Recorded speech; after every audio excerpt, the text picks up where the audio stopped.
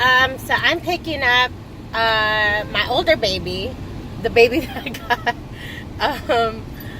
You know, that girl that threatened my son. That's my son. He's 18, so that happened literally like probably 17 years ago or 16 years ago. He was small. No, he was probably, yeah, he was in elementary. Okay, give or take 15 years ago. And still, I hold that memory, and that girl, I have her name. I'm not going to say it because it's just not worth it.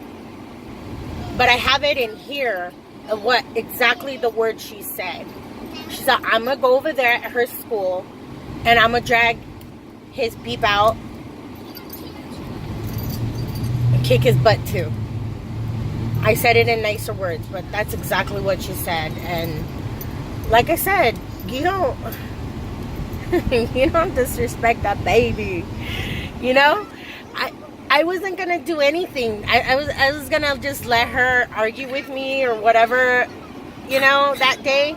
But when she said that, I stood up. I was sitting on the grass and I stood up. And I had all this loogies, because you have bronchitis, in my throat and spat it in her shoe and her face. You don't do that. Yeah, I did get a restraining order. I don't even think it was worth it. I mean, the fight wasn't worth it. Although, like, I would say, I got beat up. You know, I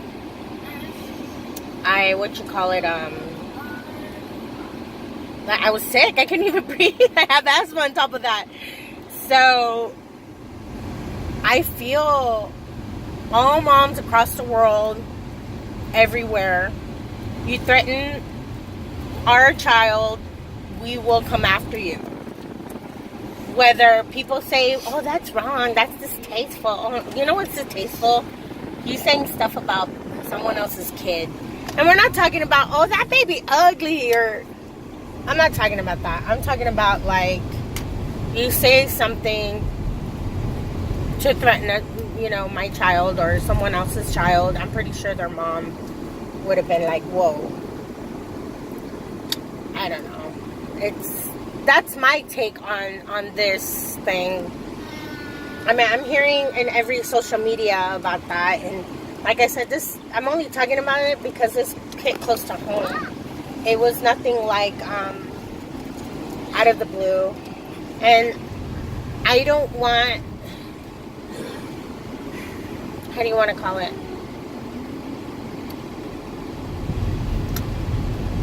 These are our role models, in a way, I guess.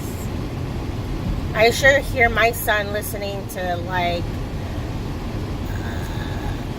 you know, other artists and him laughing about their drama and stuff like that. Like, oh. I hear the news. You know, whatever. I'm hip. I'm in. But, you know, like my husband says, us women, we treat each other really dirty, and it's wrong. It's so wrong. Why? Jealousy? Is it jealousy? You know? Why? I got what you got. You got what I got. Yours is probably better than mine, and mine's probably better than yours, but we shouldn't be jealous of what we got. God created us with the same things. And that's all I'm saying. It's ridiculous. And what's even sad is that Nikki walks around like, you didn't faze me. Girl, if I had Cardi's soul that day, if I was in her shoes right then and there, I would have done it so silently.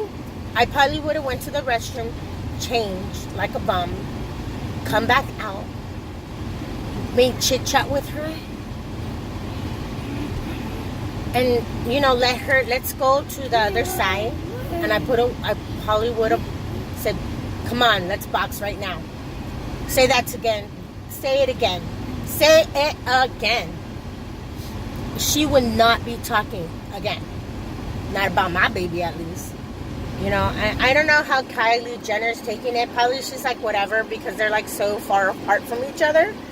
You know, like other worlds, in other words.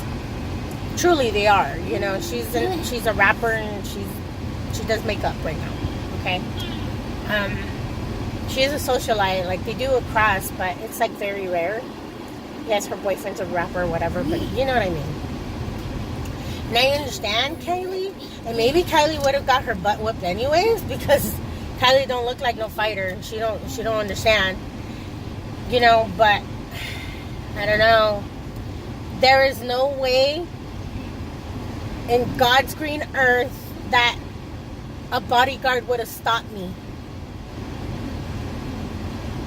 Trust me. If people saw me in high school when I was pregnant, 2 football players couldn't pick me up to go after a girl because she threw scissors at me. And I'm not a fighter. This girl was just picking on me, and she was bullying me in class, and I didn't know I was pregnant. And yes, this is another teen mom. Kids, don't follow this. She threw scissors at me. I got up. I got so fed up with her and her little stupid, like, rants about me. I don't even know what she was saying. Maybe it was the hormones. And I got up and I grabbed her and I couldn't let go of her. I was just bombing on her. And I remember some tiny little girl said, "Don't stop fighting, guys." And I go, "Move or this chair's going to hit you along. You're going to hit her." I felt like a bull, you know, a bull seeing red. And she was truly scared for her life. Like, she couldn't believe that I was this monster, because in middle school I got kind of picked on. And, you know, try not to fight with people, because I did have this internal rage in me. But I just try to control the beast, you know?